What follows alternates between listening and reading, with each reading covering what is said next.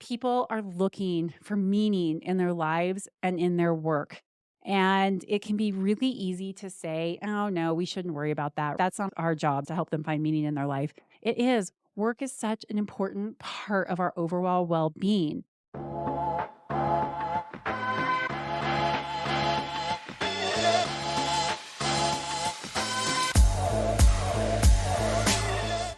Hi, and welcome back to Reflect Forward. I'm your host, Carrie Siggins, and I'm so glad you are here today. Today, I would like to talk about the importance of cultivating your company culture based on trust. At the end of 2023, we did an anonymous survey. Now, we don't typically do anonymous surveys because, one, we're a culture of feedback, and courage is part of self leadership. Keeping it real is part of self leadership. And it's also really tough when you get feedback, especially constructive feedback, and you don't know who gave it to you, then it's really hard to fix. In a company of over 200 people, you get one comment or even a couple of comments, and you don't know, like, what department is this? Is this systemic? How do we address this with this person or with these people if we don't know who it is? But the counter side to that is that some people are afraid to speak up. No matter what we do to create a safe environment and try to extract feedback from people and show people that we really are going to act on it and we care about it, those stories that we tell ourselves, if I really say what this is like, then, I might get fired or I have to work with that person. I'm not giving feedback. And so we tell ourselves these stories about why we shouldn't be honest. And we know that by having non anonymous surveys, we might not always get the truth. So we decided at the end of the year to do an anonymous survey with an option to put your name on it if you would like, because we want to encourage people to be courageous and to be brave and to say what they really think so that we can address a problem directly and positively and proactively. So the survey went out and we really pushed to get 95% participation. We got that. So it was a very good representation of how our employees are feeling. And I just read through all of the results. And one of the most remarkable things is, number one, how many people put their name on the survey when they weren't forced to. And number two, of the 175 responses for StoneAge, only one person said that they did not feel encouraged and empowered by their manager. The comments were overwhelming. I brought tears to my eyes. It made me realize that everything that we are doing to create a great culture, a great place to work, to teach people how to lead well with compassion and care and a focus on developing their teammates, their employees, is working. To have only one negative comment towards a manager out of all of those responses is stunning. And it makes me so incredibly proud because it means that we're doing something right. Right? People leave companies because of their managers. Now, we have lots of things that we need to improve on. And I really appreciated a lot of the feedback about how do we do more cross-departmental training and get people connected better now that we have people all over the world and a hybrid workforce and really good stuff here. But the overwhelming positive feedback towards individuals, managers, was remarkable. So it got me to thinking, what is it that we are doing that creates such a great culture, that creates one where people say, yeah, I feel empowered and trusted by my leader every single day. And so I wanted to share my tips with you on what we're doing here. The first one is leading by example. You have to lead by example as a leader. If you set the tone of negativity, of not being okay to fail, of not taking feedback well or not giving feedback well, then people are going to follow that. You have to embody the values of the company. When employees see their leaders actively engaging in the values and living up to those high standards of being an exceptional leader, then they're more likely to follow suit. The Own It mindset at StoneAge is made up of three values: be a great teammate, practice self leadership, and deliver on the StoneAge assurance promise. And I know that my number one job is to model every single one of those. I have to live and breathe the Own It mindset if I want people to buy into it. And the Own It mindset is really our method for teaching people how to think and act like owners. And so if I'm not role modeling it, if I'm not being a great teammate, if I'm not acting with humility and motivation, and if I'm not focused on building relationships, if I'm not leading myself well, if I take feedback poorly, if I don't take care of myself, if I don't seek to understand and be curious, and if I don't think about our customers every single day, then why would my employees? So, as leaders, we have to set the example. If you want to build a great culture, you need to look at yourself. Are you exhibiting your values as a company? Are you exhibiting what a great culture should be like, where it's safe to speak up, where it's safe to debate ideas, where it's safe to fail, where it's okay to be yourself? Really, really important. The second thing is you've got to define your core values. And I know a lot of people roll their eyes at this, but without those shared values, without these guidelines, those principles that help guide the organization, then what is your culture?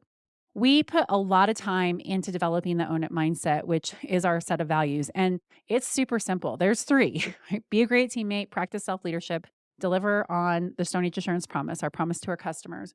Very easy to remember, very easy to model, very easy to see when people aren't doing those things. It's not just a bunch of words up on a wall that every single company has: integrity, honesty, good communication, teamwork. All of those things are just a given. We have really taken the time to develop the Own It mindset and what that means to each individual, what that means to each team, and then how it helps the company. So make sure that you understand your values, that you're communicating your values, that they're super simple, like no more than three or four, five at most. Like, what is most important to you as a company? And then role model it, talk about it, weave it into everything that you do so it actually becomes your culture. The third thing is fostering open communication. None of those comments back about managers being trusting and empowering their teammates would have happened if we were not fostering open communication. When people don't understand what's going on in the company, when they don't understand what's expected of them, when they don't have that constant communication, they tell themselves stories, and those stories are typically going to be pretty negative.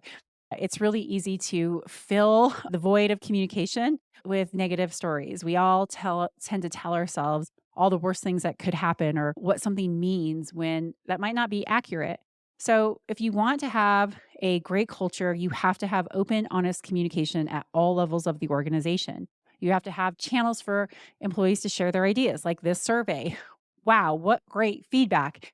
Surveys matter. If you're not surveying your team or your employees, start now. It's how you get their input. Ask questions, be curious, share a little bit about yourself. Make sure that everybody understands the vision of the company, the mission of the company, and the strategy of how they're going to get there. That is how you bring people along. You make them feel part of things, and you really foster that sense of psychological safety within an organization. An absence of communication, there's always going to be fear.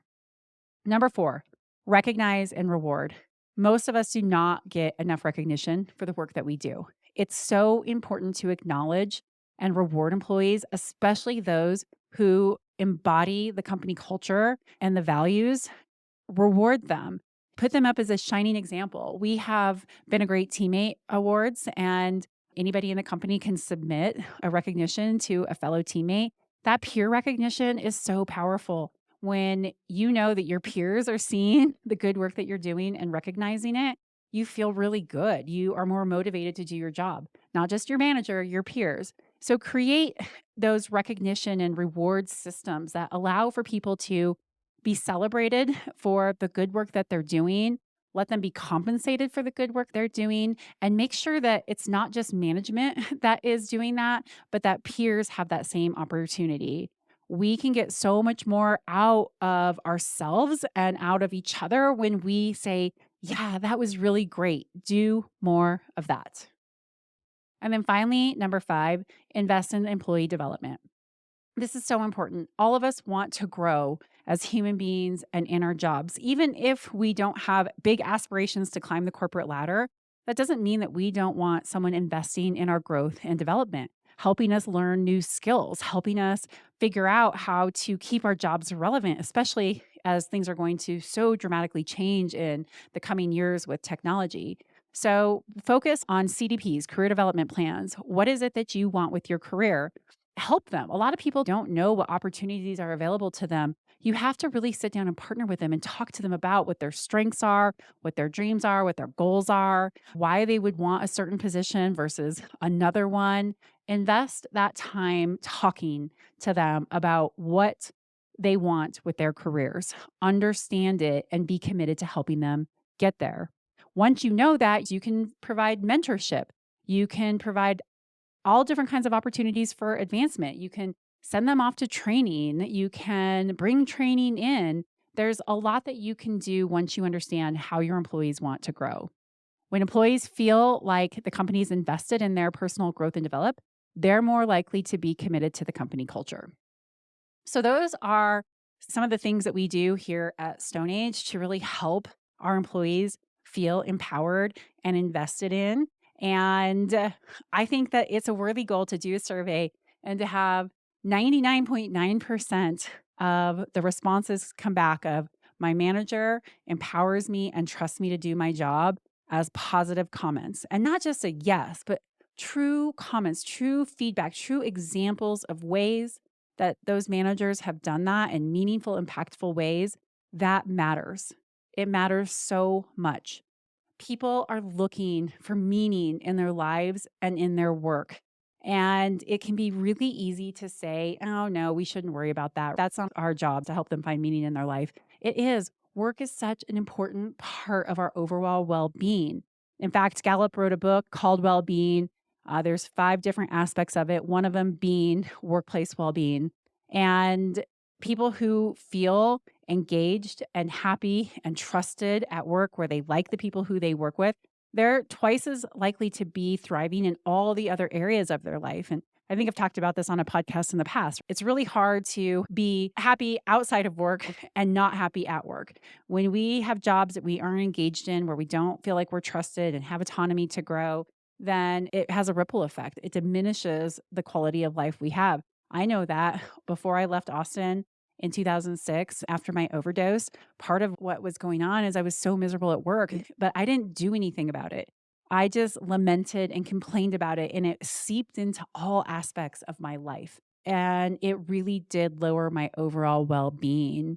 Now I understand the power of working for a place that truly cares about you and truly invests in you, and it makes you want to give more. I know that to be the 100% truth here at StoneAge.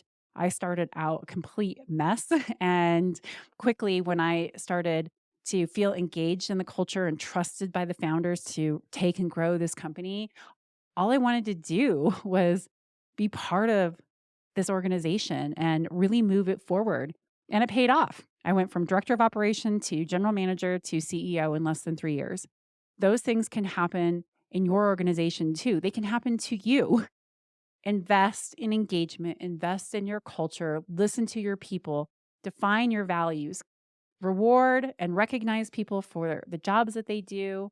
Make sure that you have clearly defined core values and that you are living them, and invest in your employees. Help them become the people who they want to be. Hopefully that is helpful for you today, and you can put those 5 tips into practice. Start with leading by example. That's the fastest way for you to make a change in your organization. Be the change you want to see. Be the effort, the engagement, the positivity, the growth mindset that you want to see in others. All right, with that, I will leave you for your day. I hope that was helpful. If you like this podcast, please write a review, rate it, subscribe to it, share it with a friend. And please consider buying my book, The Ownership Mindset. It is filled with tips like this on how to build a really great culture and become a leader worth following. And if you are interested in having me speak at your company, I am doing a lot of book promotion through speaking events in 2024. I would love to talk to you about it. So you can go to my website, carriesiggins.com, and click on Book Harry, and we can chat about what you've got going on. Awesome. Thank you so much. We'll see you next week.